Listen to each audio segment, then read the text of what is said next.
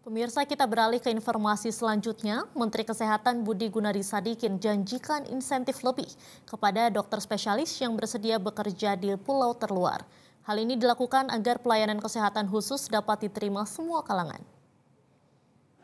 Menkes menjelaskan selain ketersediaan dokter spesialis, perlu adanya dukungan sektor swasta dalam hal asuransi kesehatan.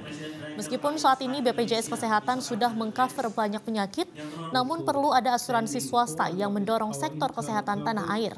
Terkait pemerataan ini, Budi sempat mengapresiasi program Dr. Share, salah satunya yakni penyediaan rumah sakit apung di Papua.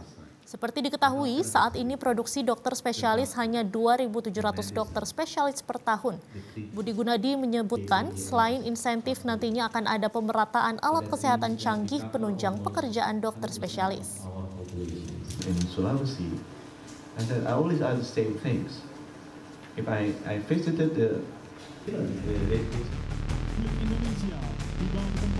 Presiden Joko Widodo menyoroti distribusi dokter spesialis yang tidak merata hingga ke pelosok Indonesia. Menurut Joko Widodo, sebanyak 59% dokter spesialis terkonsentrasi di Pulau Jawa. Hal itu disampaikan Jokowi dalam acara peluncuran pendidikan dokter spesialis berbasis Rumah Sakit Pendidikan Senin lalu. Dalam kesempatan tersebut, Presiden mengapresiasi ketersediaan dan kelengkapan alat medis di sejumlah rumah sakit dan puskesmas, khususnya yang berada di daerah-daerah. Namun sayangnya, ketersediaan alat medis tersebut tidak diiringi dengan distribusi dokter spesialis yang merata. Berdasarkan data dari Kementerian Kesehatan, Indonesia masih membutuhkan sebanyak 124.000 dokter umum dan 29.000 dokter spesialis.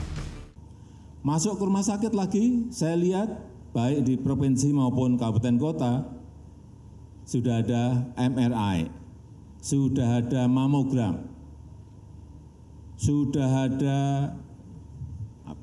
CAT lab. Tapi selalu keluhan di daerah, utamanya di provinsi kepulauan, selalu adalah dokter spesialis yang tidak ada. Ini menjadi PR besar kita menurut saya.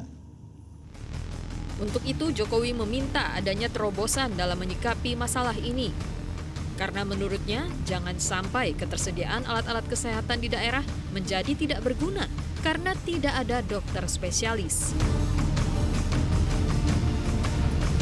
Informasi tadi sekaligus mengakhiri Buletin Sumut hari ini. Saya Diandra Mukni mewakili seluruh kerabat kerja yang bertugas mengucapkan terima kasih. Dan Buletin Sumut akan selalu hadir setiap hari Senin hingga Jumat jam 1 hingga 1.30 siang. Sampai jumpa. Jelajahi cara baru mendapatkan informasi. Download Metro TV Extend sekarang.